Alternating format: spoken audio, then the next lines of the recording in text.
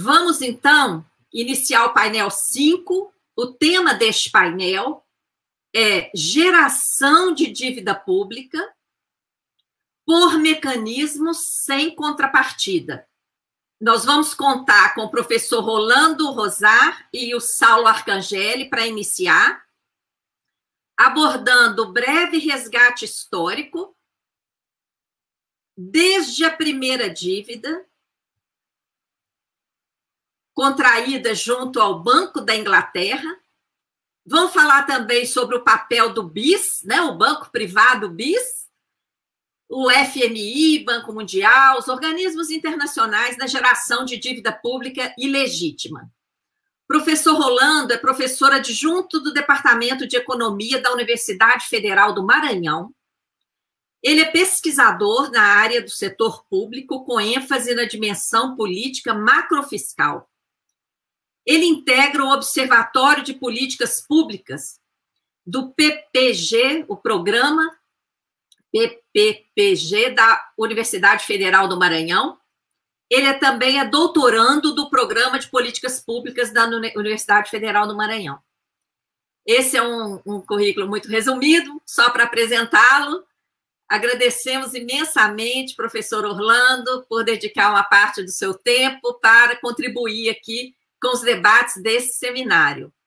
Esse mesmo tema, gente, do resgate da dívida, vai ser compartilhado com o Saulo. Então, vamos iniciar com o Saulo Arcangeli. O Saulo é mestre em desenvolvimento socioespacial e regional pela Universidade Estadual do Maranhão.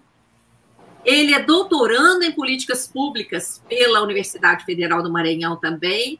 É professor da Universidade Estadual no estado do Maranhão. É servidor público, membro da Executiva Estadual da Central Sindical e Popular, CSP Luta.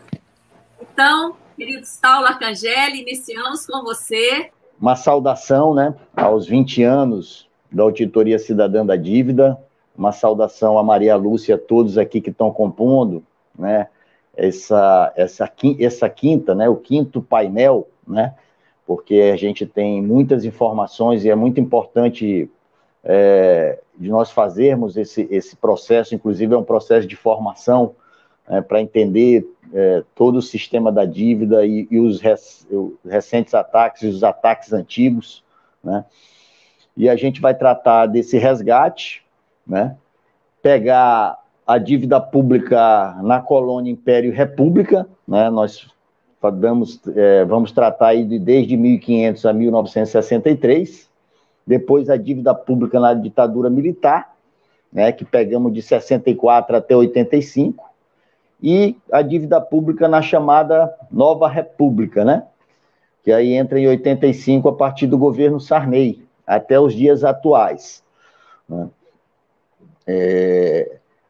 Inicialmente com a dívida pública durante colônia, Império e República, né. Nós sabemos que o Brasil é endividado, né, mesmo sem ter a sua dita independência política, né, a partir da coroa portuguesa, né, principalmente de empréstimos da Inglaterra, né. Eu faço um corte aqui de 61 até 1980, né, onde você já apresenta, né, durante o período da colônia, né, um déficit, né, nas contas públicas, né? Naquele ano, né, no último ano de 1780, um déficit de 1.200 contos. E diante desse colapso, né, colocado aí por bolsas, né, colapso econômico, né, Dom João VI, né, determinou o pagamento de todas essas dívidas, né, contraídas, que venceram no período, né, por meio de emissão de apólices, né, a juros de 5% ao mês, né. Isso aí dá início ao ciclo da dívida pública brasileira, né, desde o Brasil colônia, né. Então é um fato importante, histórico, né, que demonstra, né, que o Brasil nasce endividado, né, principalmente a partir da coroa portuguesa e a partir também das dívidas contraídas, né, pela Casa Real Portuguesa junto à Inglaterra, né? E aí, logo no Primeiro Império, né, teve que assumir todos os ônus, né, desse pagamento da dívida pública, né, contraída no Brasil colônia, né? E aí teve a origem, né, já no começo do Brasil Império, né, o primeiro empréstimo externo brasileiro, que foi de 3.686.200 libras esterlinas, né? Isso em 1824, né? Aos juros também de 5%, né? E o chamado tipo 81. Para cada 100 libras esterlinas emprestadas, né, para o país, o tomador de empréstimo recebia apenas 81 libras, né? Então, esse que foi o acordo, né, o primeiro acordo aí de dívida já no período Império do Brasil, né, após a dita, né, independência política, que a gente sabe que é uma independência que foi baseada nas dívidas, né, contraídas junto à Inglaterra, né, pela coroa, pela Casa Real Portuguesa.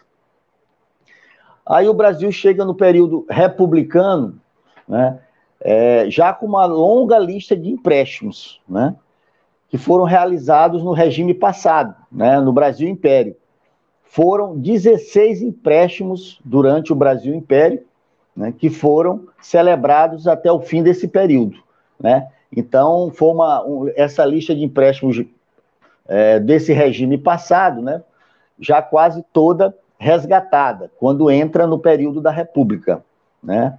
E aí, durante o início da República, você teve uma taxação, né, dos compromissos, né, de dívida, esses nos anos de 83, 88, 89, também, né, com juros de 5% ao ano, né, e um prazo maior do que 50 anos, né? E aí cita a questão da dívida em libras esterlinas, né?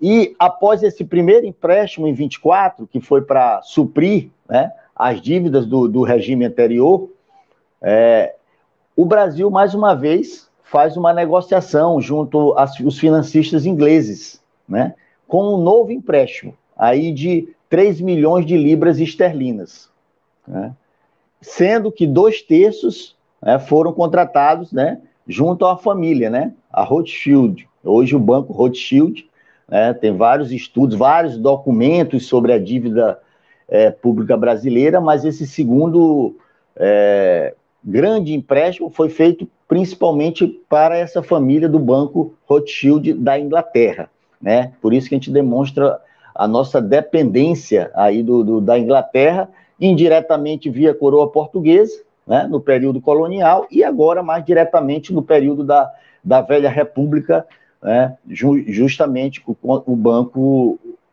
inglês, né? Você tem uma dívida interna também, né, de uma crise também de muita credibilidade, né?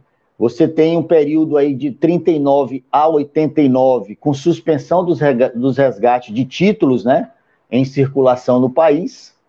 Você tem uma elevada fragmentação da dívida, né? Você tem uma diversidade de instrumentos, você não tem uma padronização, né? Você tem uma diversidade de instrumentos com prazos, né, e juros bastante distintos, né, durante esse período, né, com títulos nominativos, com transferências, tudo burocraticamente complicadas, né, porque não tem uma padronização, né?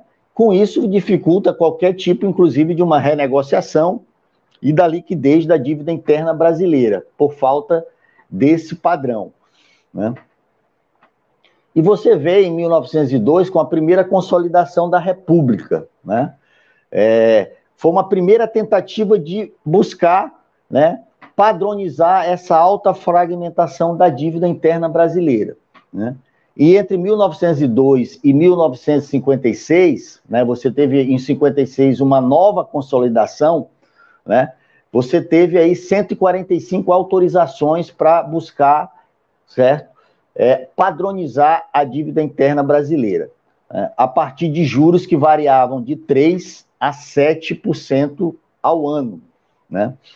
E aí, essas duas consolidações tinham como finalidades a cobertura do déficit orçamentário do país, o recolhimento de papel moeda, né?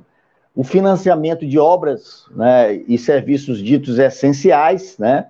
A aquisição de ativos fixos, né? E pagamento de empréstimos compulsórios. Então, essas duas consolidações que pegam aí de 1902, a primeira consolidação, em 1956, a segunda consolidação, foi feita para buscar esse padrão de juros de 3% a 7% e para cumprir com essas metas aí, com essas finalidades aí diversas, né? Em relação à dívida externa, nesse período, né, entre 1889 e 63, né, você tem também rápidos endividamentos nesse período, né, inclusive com contribuição de estados e alguns municípios, né, e aí uma economia já baseada em commodities, né, e numa política de desvalorização da moeda. E aí você tem duas moratórias, né? Quando a gente for ver aqui, inclusive tempo de Sarney e outros aspectos, são feitas moratórias com a perspectiva de, não é uma perspectiva de suspender e não pagar a dívida.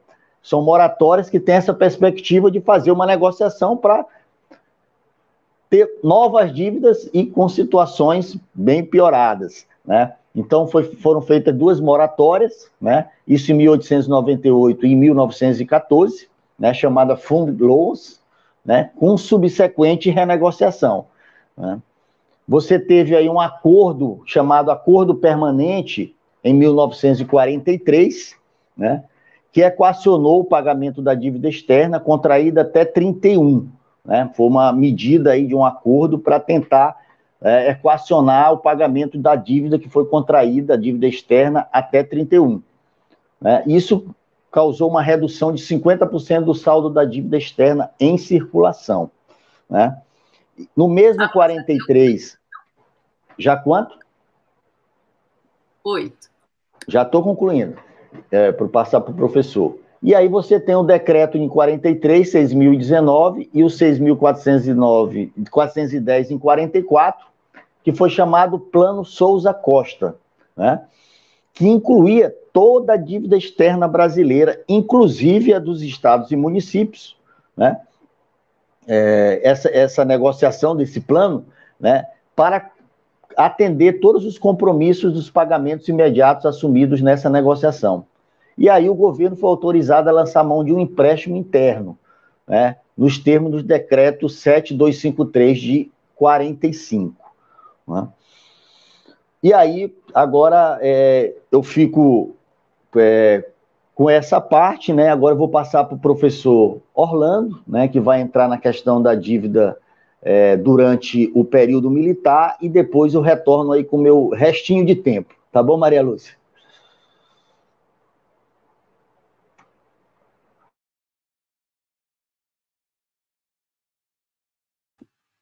Pode abrir seu microfone, professor Rosar.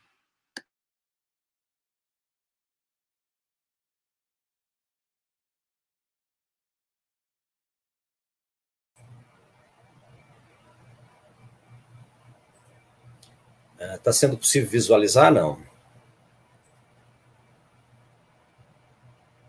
Não, está só uma tela escura, por enquanto.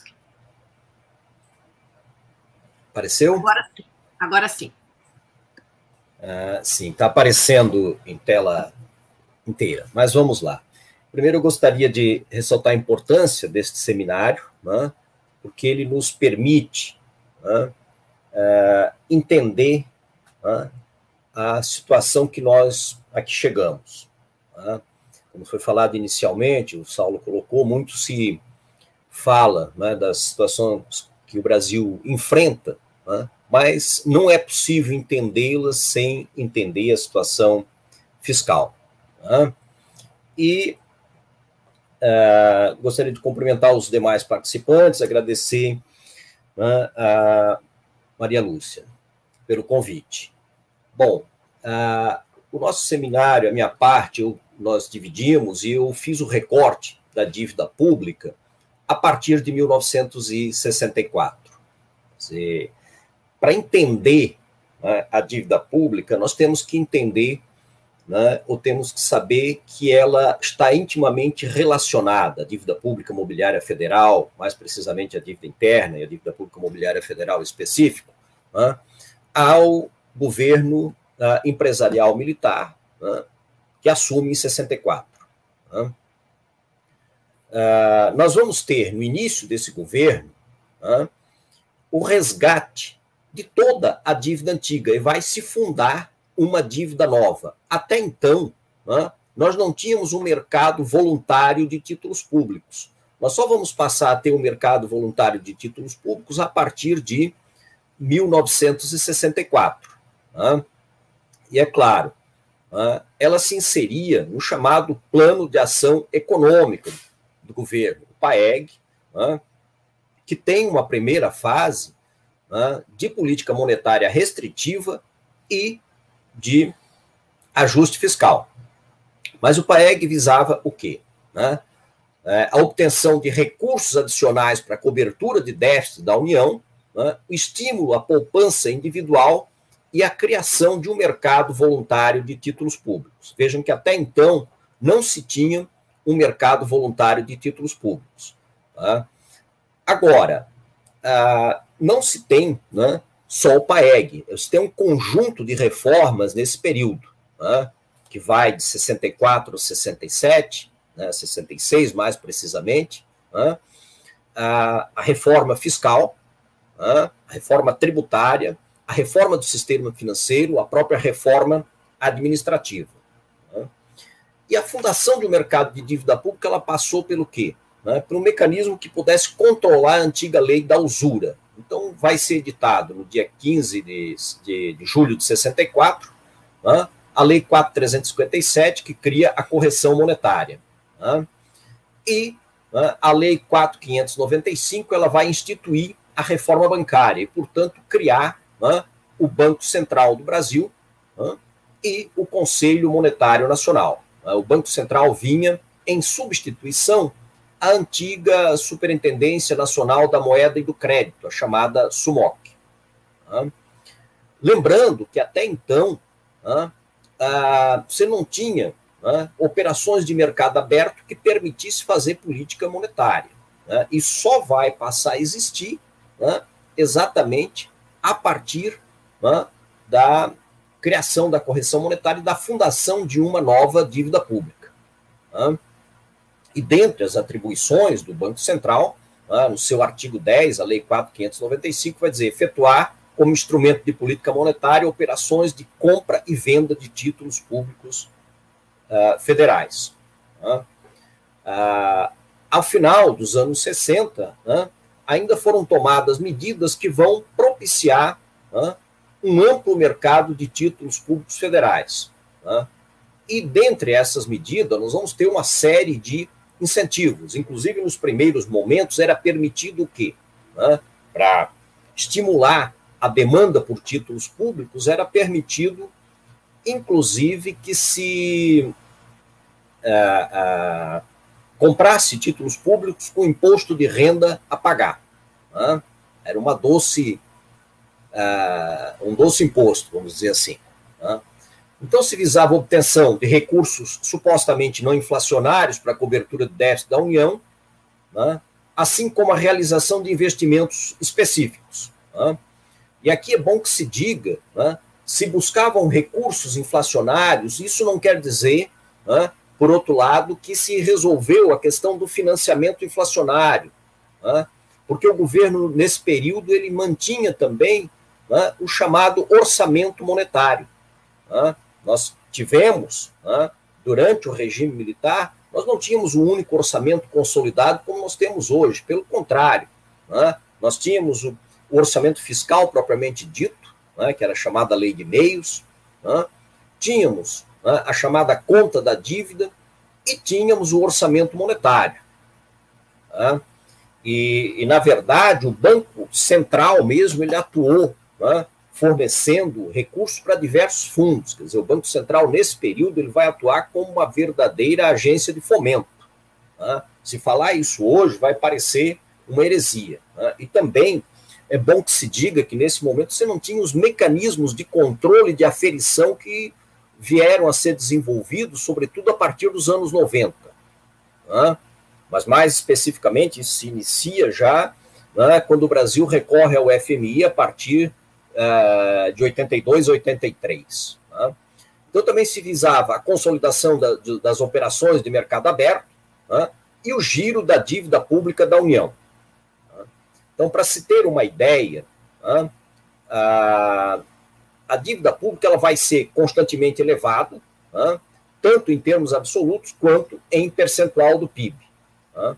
Em 1965, ela representava apenas 0,5% do produto. Né?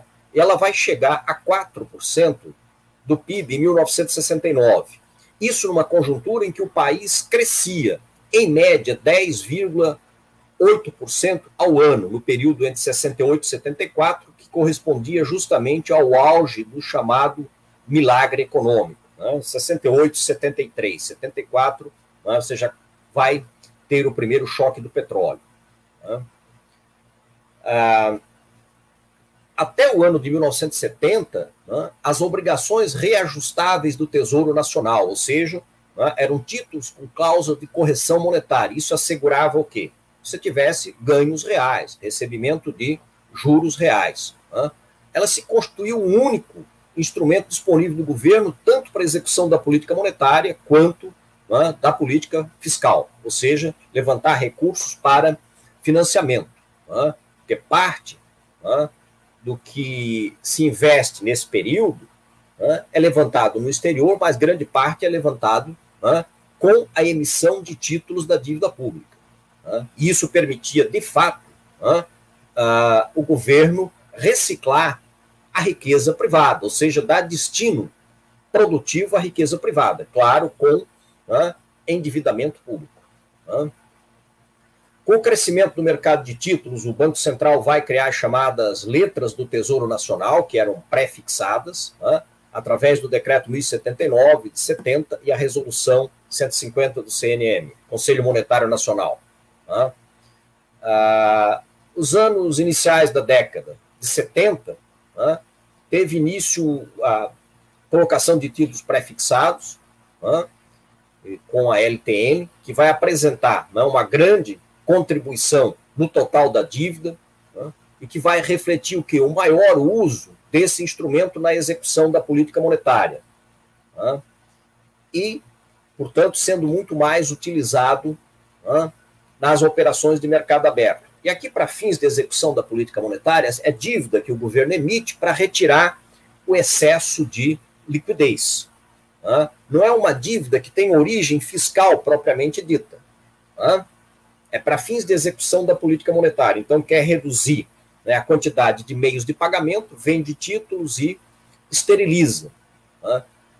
Problema, né, o nosso grande dilema é que isso não é possível manter, nós vamos ver ao longo do tempo, a venda desses títulos por um prazo mais longo. Quer dizer, os países desenvolvidos vendem títulos de 10, 15, 20, 30 anos até. Enquanto no Brasil, não. Né? É de curto prazo. Né? E somente, momentaneamente, você retira a liquidez, mas ao findar o vencimento desse título, você está devolvendo e obriga a emissão de uma nova dívida. Né? Então, o país funciona tipicamente como o que se chama de um devedor Ponzi. Né? Ele contrai uma dívida nova para pagar uma dívida antiga. Né? Nisso, né, já nos anos 70, a dívida começa a ter as características de ser o quê? Uma dívida autoalimentada, quer dizer, mesmo que o lado fiscal pare de gastar, mas a execução da política monetária já criava, né, problemas seríssimos. No final dos anos 70, as LTNs, né, de 1970, as LTNs eram apenas 5% da dívida, mas em 72 elas correspondiam a 33,6%. Né? É claro que essa conjuntura você tinha uma relativa estabilidade inflacionária, então, né, não que a inflação fosse baixa, mas permitia a colocação de títulos pré-fixados. Né? Então, nesse período, a dívida pública se consolida não apenas como instrumento de financiamento do governo, mas como um instrumento de política monetária. E aqui, né, é bom dizer né, que, embora o governo tenha lançado mão de um instrumento, quer dizer, fundado uma dívida pública para se financiar, o financiamento via orçamento monetário, portanto, via emissão de moeda, ele ainda vai ser muito grande, porque se atribui isso muito, né, aos anos JK. Né? Na verdade, o governo militar ele abriu mais uma frente, né, para captar recursos, mas ele não abandonou o financiamento via orçamento monetário. Né? Isso sem falar, né, depois da chamada conta-movimento do Banco do Brasil junto ao Banco Central, né, que permitia, de fato, né, o Banco do Brasil emitir moedas. Né? Com o primeiro choque do petróleo em 74, você começa a ter elevação das taxas de inflação, elas vão praticamente mudar de patamar. Né? O crescimento, né, nesse período, o Brasil vai continuar crescendo, no entanto, né, o crescimento vai ser bem menor, quer dizer, vai se cortar praticamente pela metade, nós vamos chegar a 5%, né, o que nós precisaríamos hoje, né, para absorver a força de trabalho, a população economicamente ativa entrante no mercado de trabalho. Né, mais ou menos um crescimento desse, quer dizer, na época se reduz, mas ainda se mantém num patamar relativamente elevado, e é um período que, diga-se, né, que já começam a fermentar, eu diria assim, esse pensamento monetarista, né, primeiro com a Escola de Chicago, depois, né, com os novos clássicos, e a recomendação do período já era que se fizesse um ajuste recessivo. Né. No entanto, nós vamos estar no governo Geisel, né, e ele vai optar por uma fuga para frente. E essa fuga, né, vai ser o quê? Continuar o crescimento com endividamento. E aí, endividamento externo. Né. Então, nesse período, por exemplo, com o choque de petróleo, vários países exportadores de petróleo acumularam saldos, né, não tinham projetos industrializantes e vão reciclar isso nos bancos europeus e americanos. E é nesse período que o Brasil vai mergulhar, né, profundamente na dívida externa. Né? Dívida externa para fazer, né, os investimentos do chamado Segundo Plano Nacional de Desenvolvimento, né, que acaba por internalizar a indústria de bens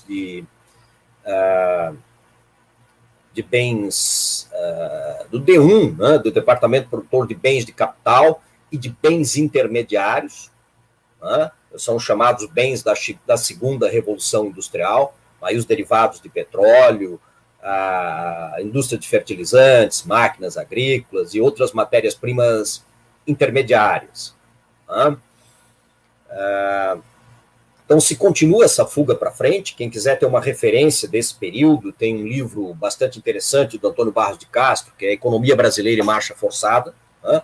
Esses investimentos vão ser importantes para que o Brasil pudesse gerar recursos para pagar os serviços da dívida a partir de 83. Né? Então, durante toda a metade da década de 80, né, vai se verificar a preferência, né, pelas ORTMs. Né?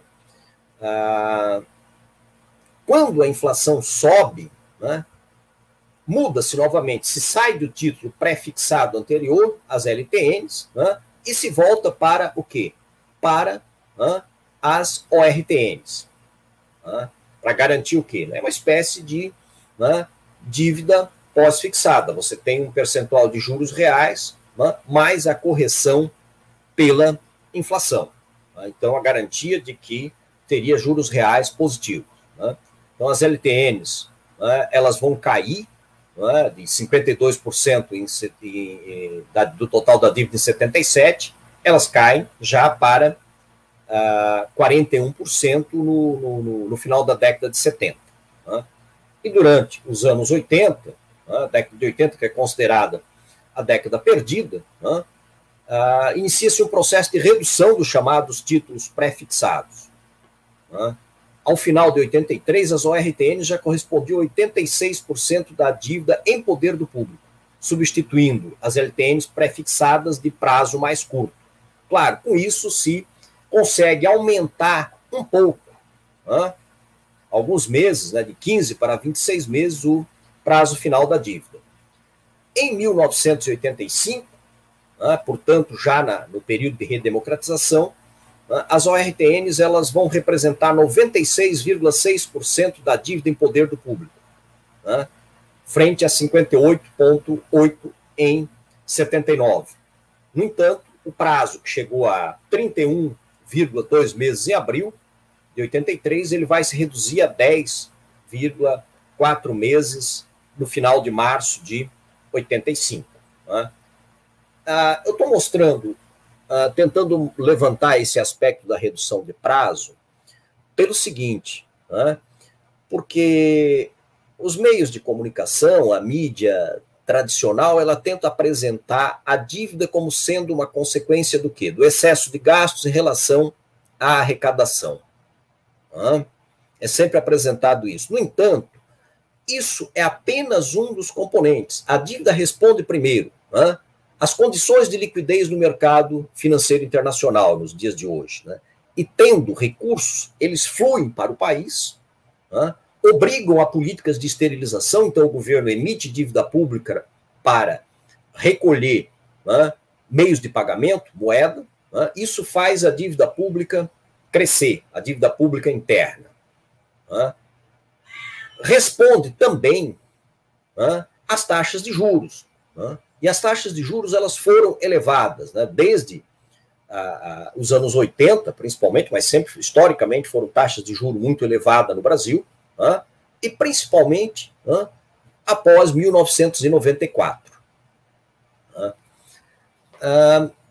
Com o governo que assume em 86, nós vamos ter algumas mudanças institucionais, como a extinção da chamada conta movimento do Banco do Brasil junto ao Banco Central. Na verdade, isso possibilitava o quê? O Banco do Brasil, quando fechava em débito, ele sacava do Banco Central. Os outros bancos tinham que tirar de suas reservas junto ao Banco Central. O Banco do Brasil, caso não tivesse reservas, simplesmente ele sacava descoberto para fechar as suas contas. E o Banco Central cobria. Então, isso permitiu que o Banco do Brasil emitisse moeda.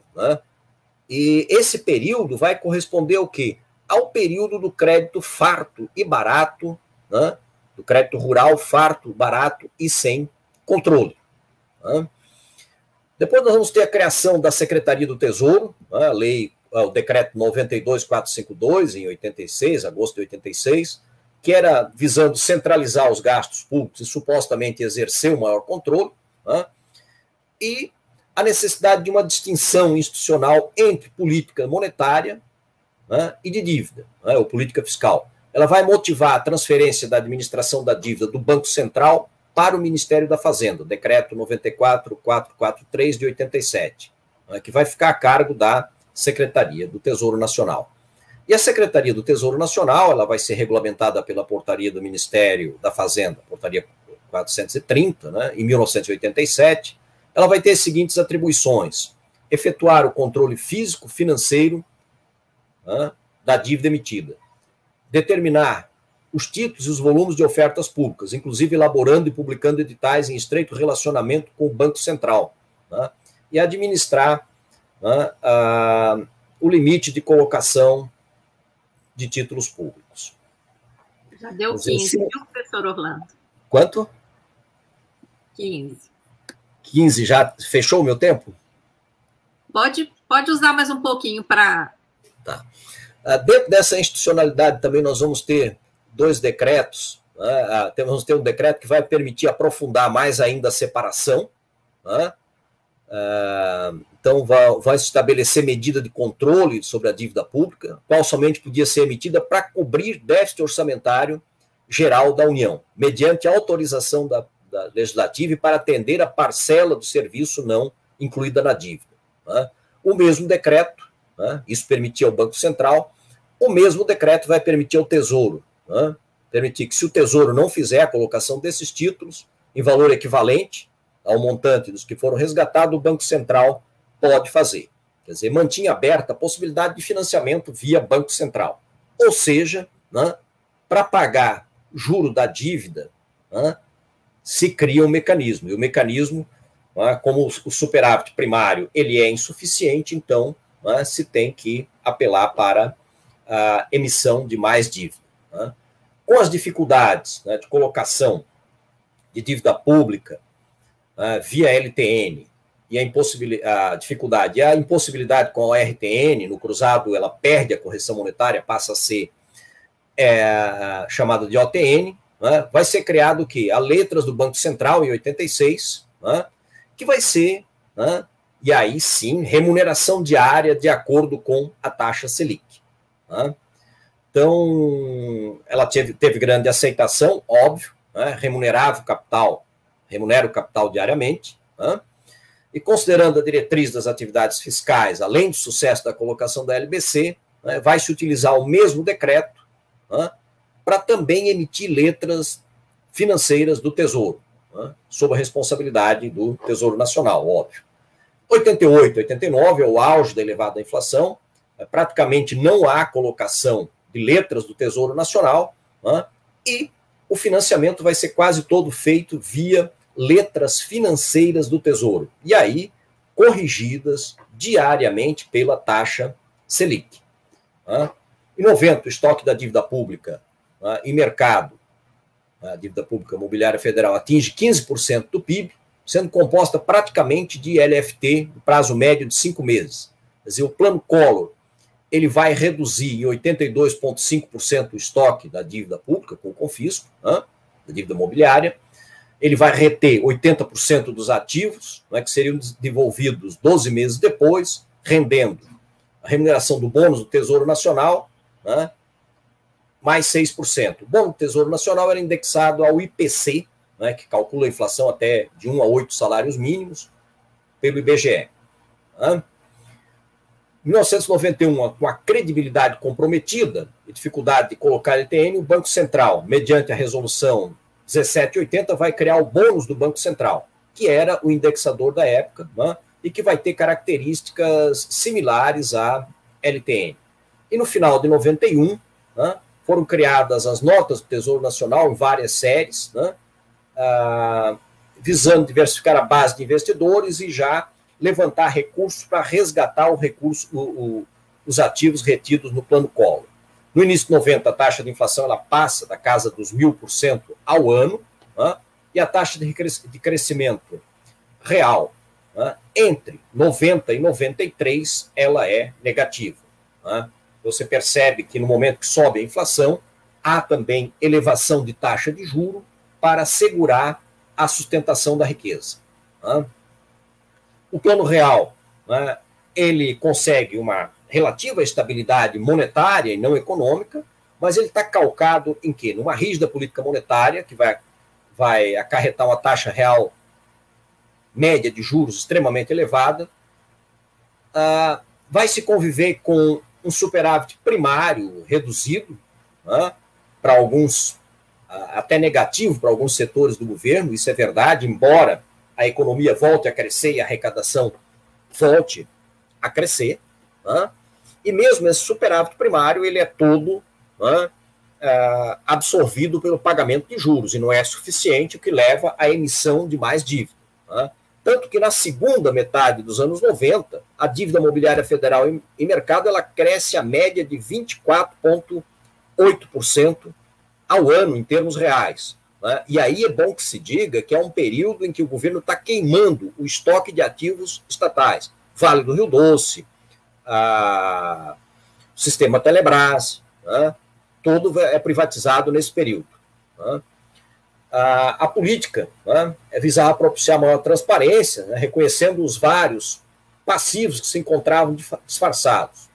Essa é a versão oficial. Na verdade, o governo vai reconhecer dívidas passadas, gastos passados, ele vai registrar como dívida quando eles já tinham tido impacto sobre a demanda. Ao registrar como dívida, você infla a dívida pública. Então, são as despesas com saneamento das dívidas, renegociação das dívidas estaduais e municipais. No caso das estaduais e municipais, ela entra como dívida para o governo federal, mas ele passa a ter um crédito, então se compensa, não necessariamente cresce. mas teve coisas que o governo federal registra, como, por exemplo, o Fundo de Compensação das Variações Salariais, né, que estava ligado à crise do sistema financeiro da habitação, descompasso entre a elevação das prestações, dos imóveis e dos salários. Né. Isso gera uma crise no final dos anos 70 e início dos anos 80, né, e o governo vai permitir que se pague até um certo percentual, se não me engano, 30% do salário à época, comprometido com prestação da casa própria. Esse diferencial vai ser coberto pelo governo, só que o efeito disso sobre a demanda agregada já tinha se dado no passado, quer dizer, não estava colocando mais dinheiro novo, mas o governo do FHC ele vai reconhecer, né, os chamados passivos contingentes. Né? Então vai inflar, né, a dívida pública com isso. Né?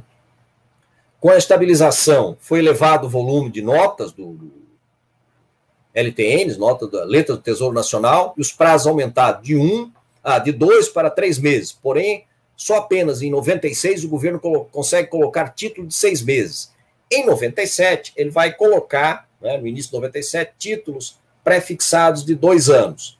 Crise da Ásia e depois a crise da Rússia, né, vai fazer refluir tudo isso. Né? E no final de 98, os títulos pré-fixados eles vão representar apenas 2% do estoque total em mercado. Quer dizer, você tem uma contração da liquidez internacional, isso vai se refletir internamente. Né?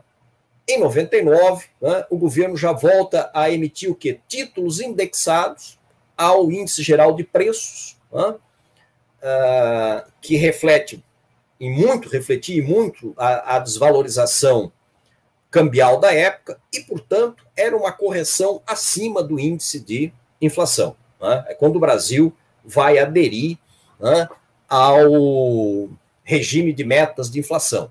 Né? O regime de metas de inflação vai pressupor autonomia do Banco Central ou liberdade do Banco Central para executar a política monetária. Né? E vai caber, né, a área fiscal gerar o superávit necessário, qualquer que seja a taxa de juros. Né? Então, vai se criar, em 99, vai se regulamentar a Constituição de 88, se cria, né, a Lei de Responsabilidade Fiscal, né, estabelecendo limites para os gastos públicos. Porém, não se estabelece limites para o pagamento das despesas com juros. Né? Em 1983, então já na era Lula, pela primeira vez são, né, emitidos títulos pré-fixados de mais longo prazo, inicialmente chegaram a 2 anos. Né? 2003. 2003, né? Sem querer, se eu falou 83. Não. 2003. Eu aproveito para te pedir para concluir, tá bom?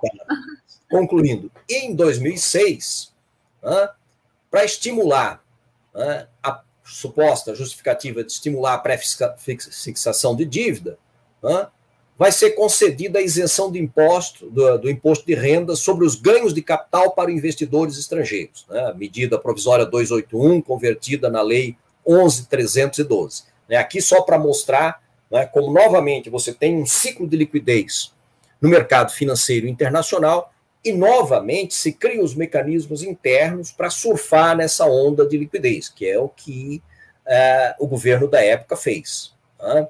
Ele deixa de fazer reforma tributária, né, que pudesse dotar o Estado de recursos, ele abandona essa ideia, né, e, né, mergulha, né, na onda de liquidez. Né, e, claro, né, a dívida crescendo, né, a passos largos.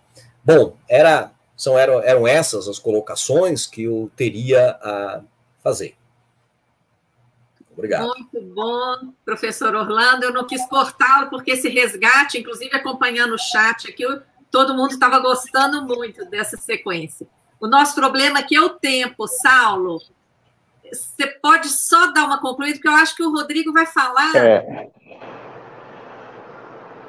Rodrigo vai falar. Isso, o Rodrigo vai falar e talvez essa parte final sua pudesse ficar para a hora das perguntas, pode ser? Porque estouramos um pouquinho aqui o tempo. Aí eu não falaria agora, como eu terei uns 5 minutos, ou Pode. Fala então 5 minutos, mas Tá. Fica nos 5 para a gente ouvir os outros 2, e aí Tá, na não. hora de responder as perguntas, você complementa alguma coisa.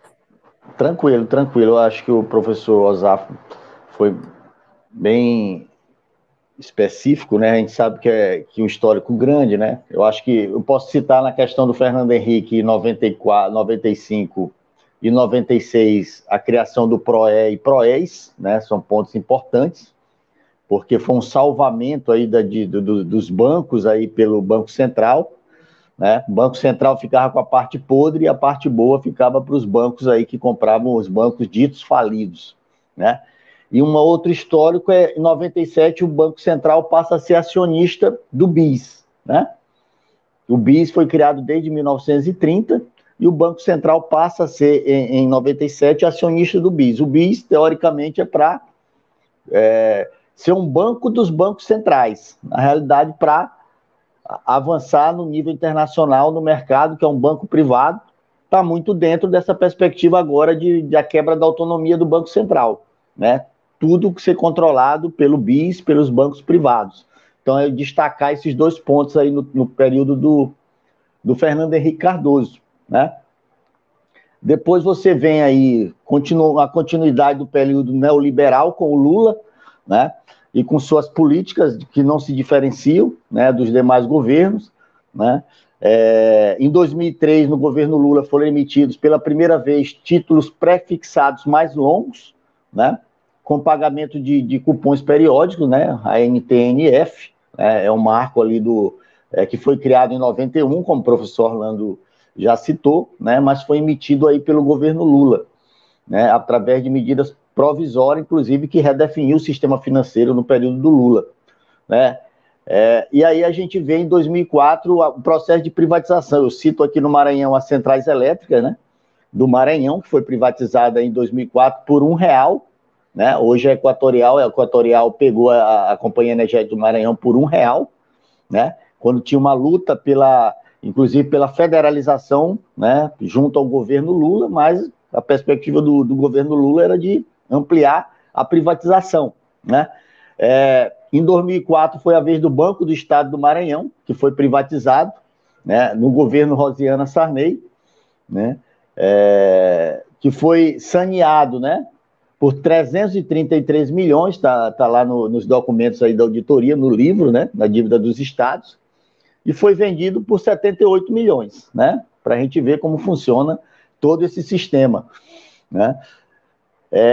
Em 2005, né, a grande falácia aí do governo Lula, né, que disse que a gente tinha se livrado da dívida externa do FMI, né, que ele faz o governo paga aí 15,5 bilhões ao FMI e antecipou, né, em 2016, o pagamento da dívida do Clube de Paris, né.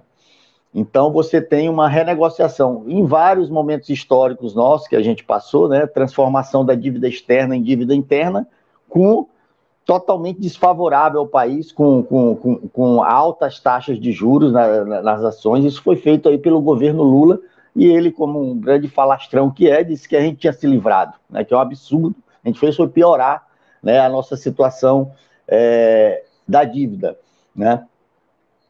Vou citar aqui também, em 2007, você também tem... o Tesouro Nacional emitiu o primeiro título pré-fixado com prazo de 10 anos, né, a NTNF 2017, né, e aí, a partir desse ano, né, você tem novamente, né, uma recompra do título da dívida externa, que a gente viu no todo o histórico aí da dívida do país, né. Foram comprados 5,4 bilhões de dólares, né, representando aí 12,2% do estoque da dívida externa brasileira, né. Em 2015, já chegando ao final, né, o governo Dilma, né, a dívida interna cresce de forma absurda em 11 meses, 732 bilhões, né, enquanto os investimentos federais ficaram restritos a 9 bilhões. A gente vê como é que o governo Dilma também foi um governo a serviço, né, do mercado financeiro, né. No âmbito dos estados, você tem uma lei complementar 159/2017, que impôs um drástico ajuste fiscal, né, de moratória no pagamento da dívida dos estados à União, né. que teve um refinanciamento feito no final da década de 60, né, de 90, né, ali no final da década de 90, nos moldes do FMI. Né, nos moldes do FMI, nós pudemos, no próprio site da Auditoria da Dívida, né, você tem vários documentos que foram encaminhados em 83, em 84, em 87, 89, 90, 91, né? O Brasil, enquanto governo, dizendo, FMI, nós estamos fazendo a coisa certa, nós estamos tendo um controle da taxa inflacionária, nós estamos privatizando, nós estamos fazendo todos os mecanismos que foram acordados com o FMI, isso aí tem uma vasta documentação, inclusive no site da Auditoria da Dívida, todos esses documentos aí que foram feitos aí em relação ao FMI, né?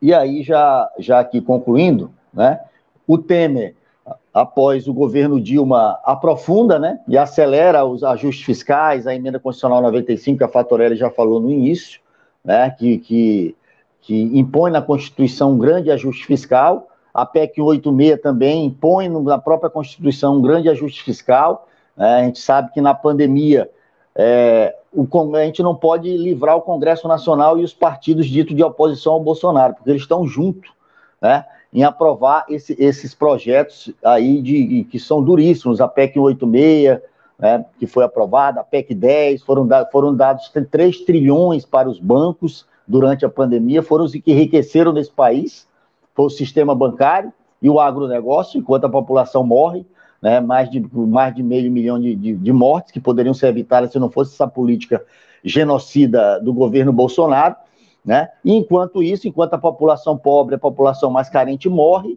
os banqueiros estão sorrindo à toa, né? E também o setor do agronegócio, né? E aí, é uma luta que nós temos aí no próximo período, é a luta contra a PEC 32, a reforma administrativa, uma reforma tributária, enquanto o relator é o Roberto Rocha, do Maranhão, e a gente sabe que a perspectiva do Roberto Rocha é um sistema tributário, novamente, para beneficiar as grandes empresas, um sistema tributário baseado no consumo, onde a classe pobre paga cada vez mais, né? Não vai ser uma reforma tributária para confiscar a renda dos que enriqueceram na pandemia, não vai ser isso, né? Vai ser para cada vez mais. Então a gente tem que estar muito atento a essa reforma tributária que está posta, né? A luta aí contra o 3877/2020, que é uma verdadeira... Foi aprovado essa semana, Sal. Foi na Câmara, né? Então é um processo de muito... No meio da pandemia, nós temos que lutar, né, com toda a dificuldade necessária. Fomos às ruas, vamos novamente às ruas no 24J, né? Mas são elementos importantes, inclusive, para se pensar, porque não adianta se pensar em eleição, a eleição não vai resolver, né? Inclusive, os candidatos que estão colocados são todas da banca do sistema financeiro e banqueiro. Se a gente for ver os ministros de todos os governos, o Levi foi de Lula, o Levi foi de Bolsonaro, né? E todos os presidentes do Banco Central, todos a serviço dessa banca. Então não adianta a gente pensar em uma alternativa, porque Bolsonaro é um genocida, é de ultradireita, mas por trás de Bolsonaro está a grande burguesia bancária, né? E outros setores que esses também, que estão sendo colocados, fazem parte. Então a gente tem que continuar um processo de luta, que vou concluir, viu, Maria Lúcia? A gente sabe que tem muita informação, né? Mas aí a gente vai estar disponível aí para qualquer intervenção. Muito obrigado, desculpa aí pelo excesso de tempo, porque é muita informação mesmo para repassar, mas esses momentos são importantes para a gente poder fazer esse diálogo. Obrigado.